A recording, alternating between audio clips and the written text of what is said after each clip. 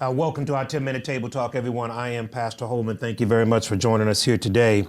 I want to draw your attention to the book of Hebrews, chapter number 12, verses 1 and 2 for just a moment.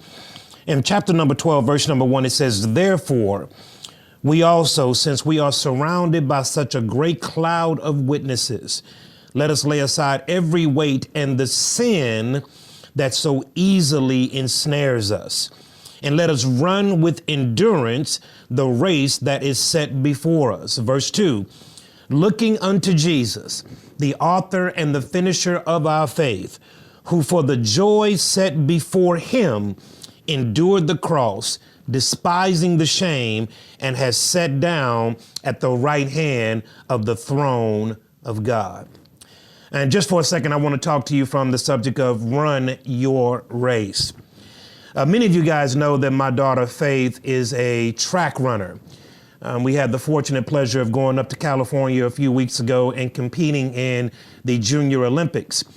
And in the Junior Olympics, she ran the 4x4, which is the 4x400 meter relay, and she runs the first leg.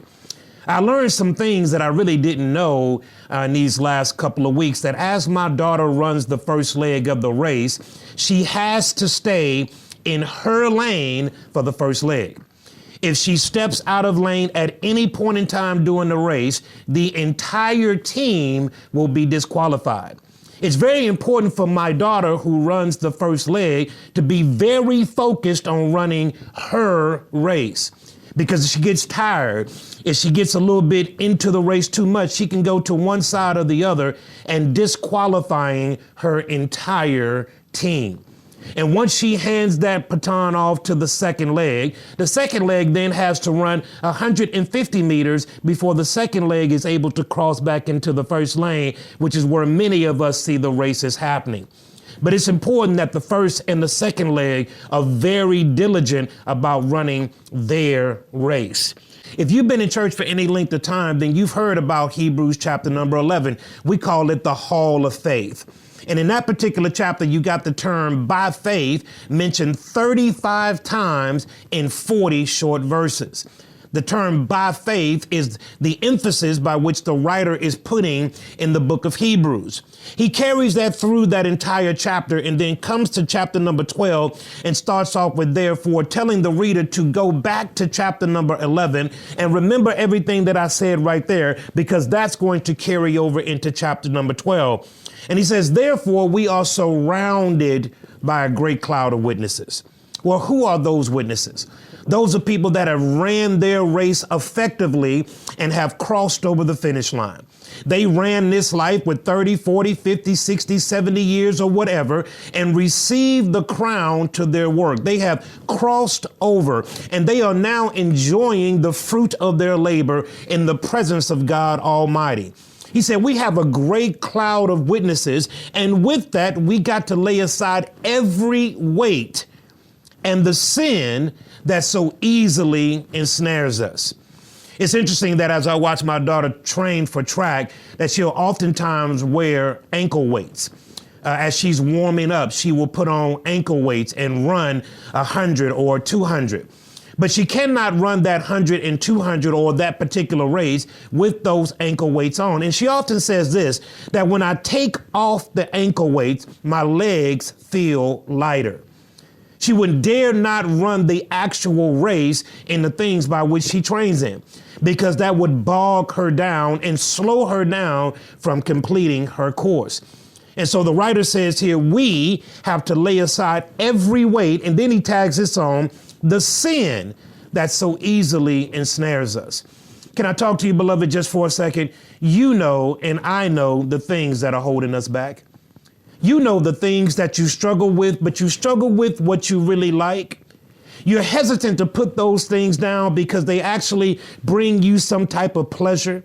But see, the writer here says that we have to lay aside the weight and the sin that we know is keeping us back from the things of God. Like we know deeply within our spirits, in our hearts, in our minds, that this particular thing that I'm doing right now is keeping me from experiencing God's best. The writer says we got to lay aside every weight and sin that so easily ensnares us. Adultery ensnares us. Pornography ensnares us. Lying, cheating, stealing ensnares us. And so the writer says we have to lay aside those weights. And then he says, once we've laid aside the weight and the sin that so easily ensnares us, I want you to hear these words. Let us run. Let us run with endurance the race that is set before us. I want you to watch these words. He say, run the endurance. I found out something during these Junior Olympics that there is something called speed walking. And speed walking is actually a track thing that they do. It's not running, it's walking very fast. But there are some rules to speed walking. That both of your feet at one particular time, both of them have to be on the ground. As you are running, there are times in which both of your feet are not on the ground. But as a speed walker, both of your feet, either your heel or your toe, must be on the ground. Now, you can walk fast and do all of those things, but you can't run. And this particular speed walking competition is very interesting to watch as you're watching people walk really fast around the track. That's not what he's talking about. He's talking about running. And this running that he's talking about has to be done with endurance. There's something called the 3,200 meter race. And in this 3,200 meter race, it's 8 times around the track. Oh, it's a long distance. And there was a young man that finished first, and his closest person behind him was almost 2 minutes back. And they interviewed this young guy at the end of the Junior Olympics, and they asked him what was the secret to him winning in the way that he did. He said this: I had to pace myself with endurance. He said, I understood that I couldn't empty out the tank at the beginning because I had a lot more race to run. And that's what he told us here. He said, don't run the race with strength. Run the race with endurance. Endurance means it's going to take a while. Endurance means that you're going to be in this thing for a minute. But many don't understand that the race is not given to the swift, but to those who endure. But you got to run the race that is set before you. Stop running my race as I try my best not to run yours. We got to get our eyes off of other people and put our eyes on ourselves. We got to make sure that we're right with God so that we can run our own race, lest we disqualify everybody in our circle. And then verse number 2, he says this: looking unto Jesus, the author and the finisher of our faith, who for the joy set before him endured the cross. Let me stop right there. As my daughter, Faith, runs that first leg, I asked her all the time, what are you keeping your eyes on as you run? And she says this: it's a 400 meter relay. She runs the 400, she runs the 100 and the 200. But in this 400 meter relay, she puts her eyes at certain set points around the track. The first place she puts her eyes is at the 200 meter mark, which is a big white line that is on most tracks around the world. And so as she's running, she's not looking forward. She's looking down at that line. She's looking at a waypoint.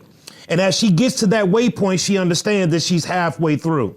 So she runs the race with endurance and precision, knowing that I have to get to this point first before I can get home. And so he says we ought to look to Jesus, the author and the finisher of our faith, as we are running our race. We can't look at a pastor. You can't look at a Pastor Holman and say, I'm going to look at him while I'm running my race. No, I'm the wrong person to look at. You can't look at a person on TV. You can't look at a celebrity. You can't look at your mama, your daddy, your aunt, your uncle. You got to look unto Jesus as you are running your own race. Because as you look at me, you're going to get tired and you're going to quit. Because sometimes I'm going to get just as tired as you do. But he says we got to look to Jesus. Why? Because he's the author, he's the beginner, and he's the finisher, the omega of our faith. Now watch what it says about this man named Jesus, who for the joy set before him endured the cross. This time working up to the Junior Olympics has been filled with a lot of sacrifice. I'm in Houston, Texas, and you know it has been blistering hot outside. And as we had to get to the place to go into Sacramento for the Junior Olympics, there were some things that my daughter did not want to do. There were some times that it was 105 degrees outside, but we had to hit the track. She had to endure some things in order to get to the place where she was trying to go. She had to endure some pain in order to receive some benefit. It says this about Christ, that who for the joy set before him endured the cross. Well, what was the joy? The joy is receiving you and I unto himself. He had to endure that, despising the shame because of what he was getting ready to do. And the scripture says this at the end of verse number 2, he sat down at the right hand of the throne of God.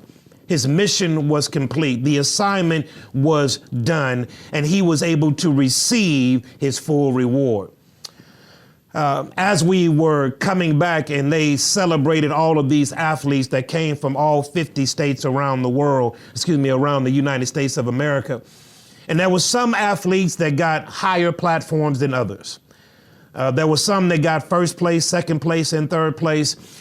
These were the top athletes from all around the country. Some got more accolades than others did.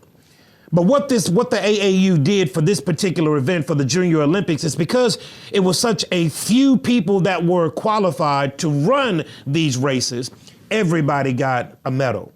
And not just any medal, but a real medal. Now, those who got first, second, and third, they differentiated themselves from among the rest. But everybody that got to compete at this high level were rewarded for their work. And I want you to understand something. You may not get the reward of an Apostle Paul. You may not get the reward of an Apostle Peter. You may not get the reward of some big time pastor. You may not get the reward of some big time missionary. You may not. But trust me when I tell you, if you run your race with faith and endurance, you will receive a reward, not from man, but from God. As we run our race, we got to run our race with endurance. We got to stay strong. And I do understand, everybody, that we're living in a time in which sometimes we want to faint. Stay encouraged and run your race. Until we see you next time, God bless you.